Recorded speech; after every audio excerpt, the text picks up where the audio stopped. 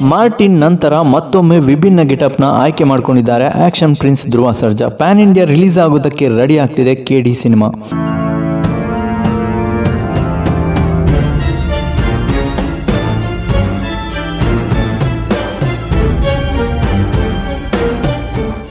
ಕನ್ನಡ ಚಿತ್ರರಂಗದ ಶೋಮ್ಯಾನ್ ಪ್ರೇಮ್ ನಿರ್ದೇಶನದ action prince Dhruva Sarja ಅಭಿನಯದ ಕನ್ನಡದ ಮೋಸ್ಟ್ ಎಕ್ಸ್ಪೆಕ್ಟೆಡ್ ಸಿನಿಮಾ KD.